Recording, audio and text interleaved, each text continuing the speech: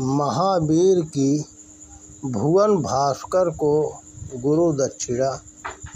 गुरु दक्षिणा शिष्य की योग्यता, उसकी गुरु भक्ति और अपने गुरु के प्रति सच्ची श्रद्धा का प्रतीक है। यह अमूल्य है, इसे ना तो दिया जा सकता है और ना लिया जा सकता है। इसे बस उन उन्नति उमड़ती भावनाओं से पहचाना जा सकता है जो शिष्य के अंतर हृदय में अपने गुरु के प्रति उमंग रही है, साथ ही गुरु के अंतर मन में अपने शिष्य के प्रति गहरा विश्वास बनकर विराजमान है। हनुमान भगवान सूर्य देव के प्रति भावनाओं से भरे थे। भगवान सूर्य नारायण के हृदय में भी हनुमान के प्रति असीम विश्वास था। वे हनुमान के जन्म के उद्देश्य से सुपरिचित थे। उन्हें मालूम था कि भगवान सदाशिव ने परम ब्रह्मा परमेश्वर मर्यादा पुरुषोत्तम श्री राम की लीला में सहयोग देने के लिए हनुमान का रूप धारण किया है। हनुमान का सारा अध्ययन शिक्षण तो सब उसी महालीला का अभिन्न अंश है। भगवान सदाशिव जो दक्षिणा मूर्ति के रूप में सभी विद्याओं, कलाओं व समस्त ज्ञान के आदि स्रोत हैं, उन्होंने स्वयं आकर ज्ञान अर्जन की साधना की। इससे सुखद सौभाग्य तो और कुछ हो ही नहीं सकता। भगवान भास्कर हर्षित पुलकित थे, परंतु स्वयं हनुमान अभी भी संकोच बस सिर झुकाए हुए खड़े थे। उन्हें लग रहा था कि रघुकुल आदि कुल पुरुष भगवान सूर्य की सेवा का यदि कोई सुअवसर मिल पाता तो शिष्य बनने की सार्थकता सिद्ध हो पाती। साथ ही यह भी अनुभव हो पाता कि मैं अपने गुरु को गुरु दक्षिणा दे सका। उनके मन में यही सारी बातें चल रही थी, लेकिन अप्रत्यक्ष में वह कुछ भी नहीं कर पा रहे थे। बस मन ही मन अपने प्रभु श्री राम का पावन नाम स्मरण कर रहे थे। श्री राम का पावन स्मरण असंभव को संभव कर देता है। इससे अगोचर गोचर बनता है और अगम सहज सुगम बन जाता है। फिर श्री राम के परम भक्त हनुमान को गुरु सेवा की चाहत कैसे अधूरी रह जाती। हनुमान के अंतर मन में गूंजती श्री राम नाम की धुन ने भगवान भास्कर को प्रेरित किया। वे बड़े ही स्नेह से हनुमान से बोले, वत्स तुम सब प्रकार के सुयोग्य हो। तुम्हारी उत्कृष्ट पात्रता ने समूचे अध्ययन शिक्षण काल में मुझे प्रेरित प्रभावित किया है। जहाँ तक गुरुदक्षिणा की बात है तो मैंने तुम्हारे सर्वथा योग्य गुरुदक्षिणा तुमसे मांग ली है वत्स। आसुरी शक्तियों के हाथों पहुंचकर उत्कृष्ट ज्ञान भी निकृष्टतम परिणाम देने लगता है। इस समय धरा पर यही हो रहा है। तुम्हें इस पर अंकुश लगाना है। आपका प्रत्येक आदेश मुझे शिरोधार्य है भगवान। फिर भी यदि मुझे आपकी किसी सेवा का अवसर मिल पाता तो हनुमान के मन की ये भावनाएं सूर्य भगवान को गहराई तक छू गई। उनके नयन भावों से भर भर गए।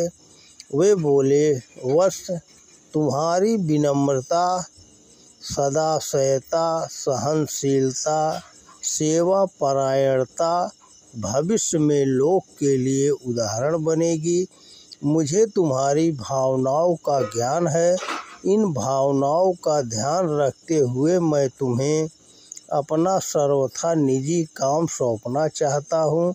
सूर्य नारायण की इस बात ने हनुमान के उत्साह को सद्गुणित कर दिया। वे बड़ी तत्परता से बोले, आदेश करें भगवान, आपका प्रत्येक कथन मेरे लिए सर्वथा मान्य, स्वीकार व शिरोधार्य होगा।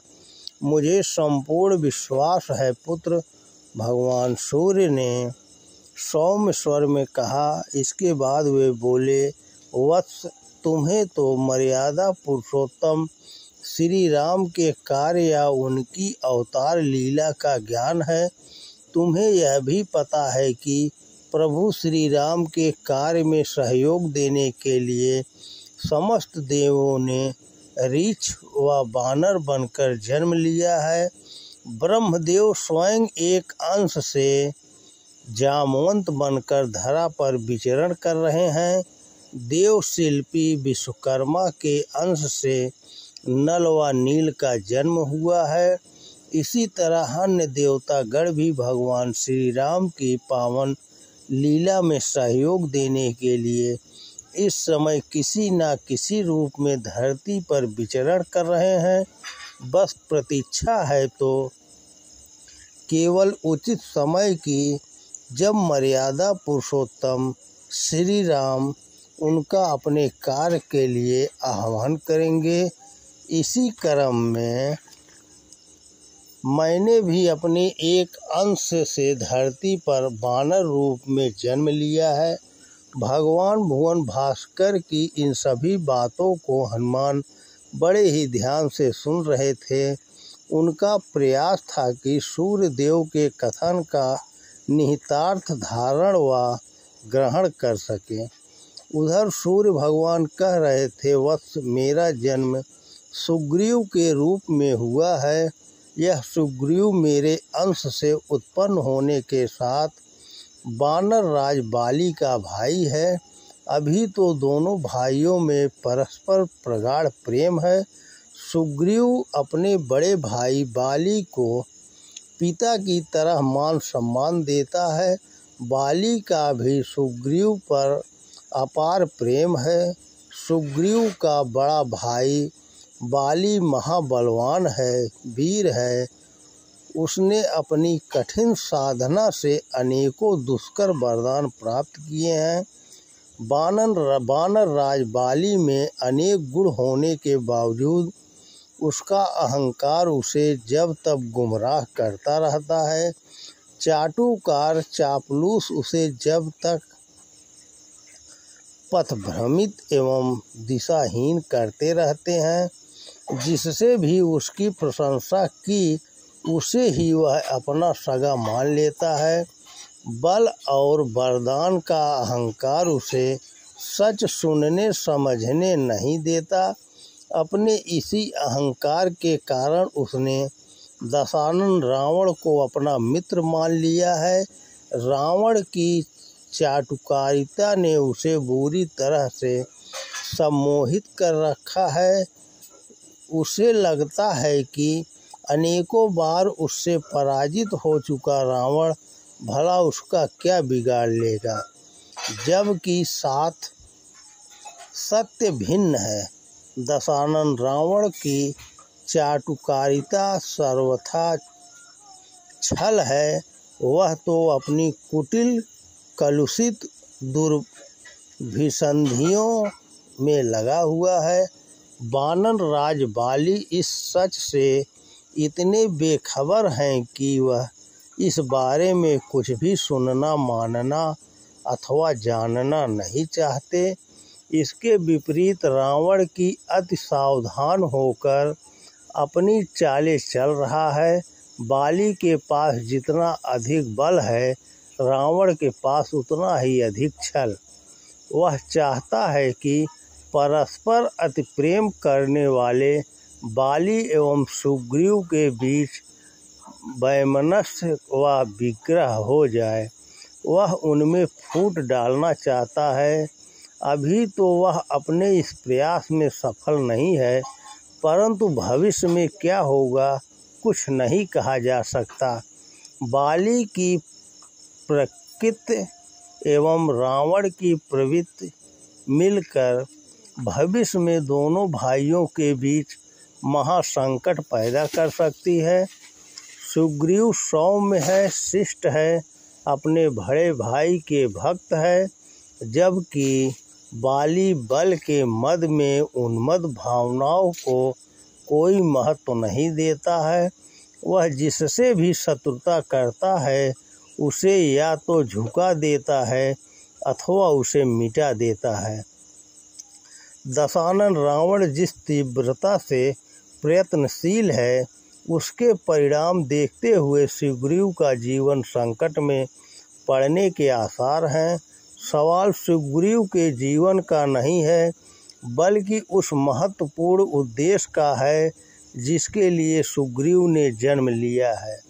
कहीं ऐसा ना हो कि अपने बड़े भाई बाली के कोप का शिकार होकर सुग्रीव प्रभु श्री राम के कार्य से वंचित रह जाए। वत्स हनुमान, अवसर आने पर तुम्हें न केवल सुग्रीव के प्राणों की रक्षा करनी है बल्कि उन्हें प्रभु श्री राम के कार्य के लिए प्रेरित करना है। जन्म व मरण तो धरती का नियम है, इससे भला कौन बच सका है, परंतु जन्म व जीवन का महत्वपूर्ण उद्देश्य पूरा किए बिना ही मरण हो जाना एक भारी विडंबना एवं विसंगति है। पुत्र, तुम्हें सुग्रीव को इस महासंकट से बचाना है। उसके प्राण जाते हों तो जाएं, पर श्री राम का पावन कार्य करते हुए जाएं। परस्पर में के वैमनस्य में उसके प्राणों की हानि न होने पाए, यही मेरा इच्छा है।